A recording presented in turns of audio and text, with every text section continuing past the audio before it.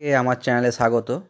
এই মুহূর্তের সবচেয়ে বড় যে খবরটি উঠে এসেছে সেটা হচ্ছে, আপনারা জানেন আজ কলকাতা হাইকোর্টে 16,500 শিক্ষক নিয়োগের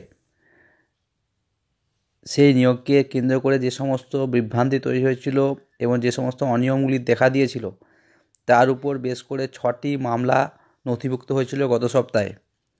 সেই মামলার পরিপ্রেক্ষিতে সেই সময় কলকাতা হাইকোর্ট নিয়োগের উপর কোনো রকম স্থগিতাদেশ আরোপ করেনি। এই সপ্তাহে আজকে সোমবার সেই মামলাগুলি পুনরায় শুনানির ডেট ধার্য করা হয়েছিল। আজকে সেই মামলাগুলি শুনানি হয়েছে এবং কলকাতা হাইকোর্ট সব মামলার শুনানির শেষে অনেক দীর্ঘক্ষণ ধরে এই মামলা শুনানি চলার পর কলকাতা হাইকোর্ট এই মামলাগুলির পরিপ্রেক্ষিতে 16,500 নিয়োগের উপর স্থগিতাদেশ জারি করেছে। হ্যাঁ, এই খবরটি উঠে এসেছে যে 16,500 নিয়োগের উপর স্থগিতাদেশ জারি করেছে এবং এখানে বলা হয়েছিল যে অনেকে জয়েনিং করে গেছে। তো হাইকোর্ট জয়েনিং করে গেছে এই যুক্তিটা মানতে নারাজ। যারা জয়েনিং করে গেছে মানে যে তাদের চাকরিটি সিকিওর, সেটিও নয়। যেহেতু এই মামলায় অনেক কিছু অনিয়ম ধরা পড়েছে এবং নিয়োগেও বিভিন্ন রকম অনিয়ম ধরা পড়েছিল যার পরিপ্রেক্ষিতে মামলাগুলি হয়েছিল, তাই কলকাতা হাইকোর্ট এই মামলাগুলির নিষ্পত্তি না হওয়া পর্যন্ত এই নিয়োগের উপর স্থগিতাদেশ থাকবে বলে ঘোষণা করেছে। এবং বিচারপতি যে পয়েন্টগুলোর ওপর বেশ করে স্থগিতাদেশ দিয়েছে সেগুলো আমি ডিটেলসে আরেকটি ভিডিওর মাধ্যমে আপনাদেরকে শেয়ার করব। তো যতটুকু খবর পাওয়া গেছে যে কলকাতা হাইকোর্ট এর আগে প্রশ্নপত্র ভুল সংক্রান্ত মামলার যে পিটিশনাররা ছিলেন সেরকম পিটিশনারদের অনেকেরই ইন্টারভিউ নেওয়া হয়নি, আবার অনেকেরই কোর্ট তাদেরকে নিয়োগ করতে বলেছে, তারা পাস করেছে, পাস করার পর কোর্টের জাজমেন্টের পরিপ্রেক্ষিতে তাদেরকে নিয়োগ করার কথা।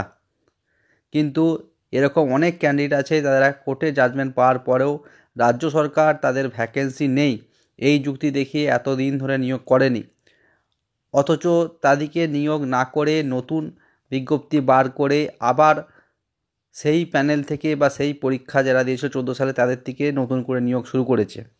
অথচ সেই প্যানেলে যারা কোর্টের মামলাকারী ছিলেন এবং কোর্টের রায়ের পরিপ্রেক্ষিতে তাদের খাতা স্ক্রুটনি হয়েছিল এবং স্ক্রুটনি করার পর দেখা গেছে তারা পাস করেছে, তো তাদেরকে আগে নিয়োগ না দিয়ে, কারণ তাদের জাজমেন্ট অনেক আগে হয়ে গেছে, তাদেরকে নিয়োগ আগে না দিয়ে তাদেরকে নিয়োগ না রেখে নায়ক দিয়ে নতুন দিকে আবার নিয়োগ করেছে।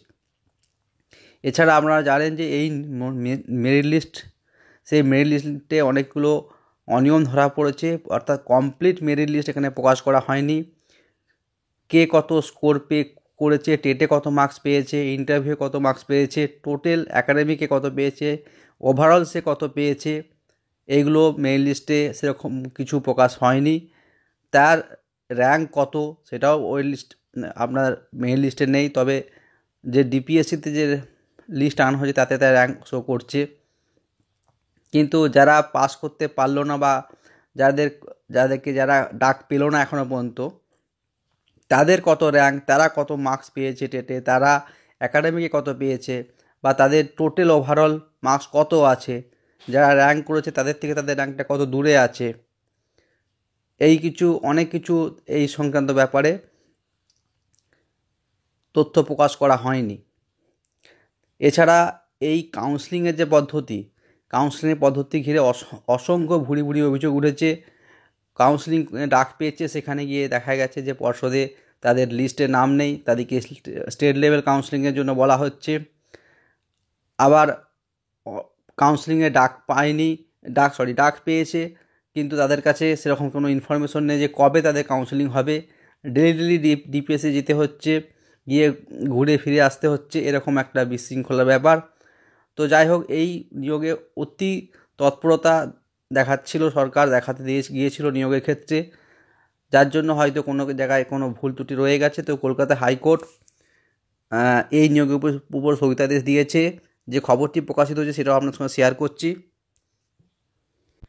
দেখুন, এখানে বলেছে প্রাথমিকে 16,500 শিক্ষক নিয়োগে স্থগিতাদেশ হাইকোর্টের।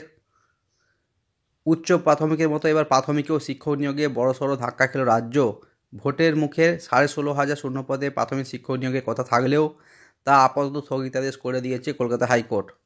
আর তাতে নিয়োগ ঘিরে তৈরি হয়েছে তুমুল বিতর্ক। এই খবরটি টিভিতেও প্রকাশিত হয়েছে। দেখুন টিভিতে দিয়েছে 14 সালে প্রাথমিক টেট নিয়োগে স্থগিতাদেশ দিল। প্রাথমিকের শিক্ষক নিয়োগে স্থগিতাদেশ হাইকোর্টের। বিভিন্ন টিভি চ্যানেলে দেখানো হচ্ছে। এটা কারেন্ট আপডেট। 16,500 শিক্ষক নিয়োগের স্থগিতাদেশ। তো মূল কথা হচ্ছে নিয়োগের উপর স্থগিতাদেশ পড়েছে।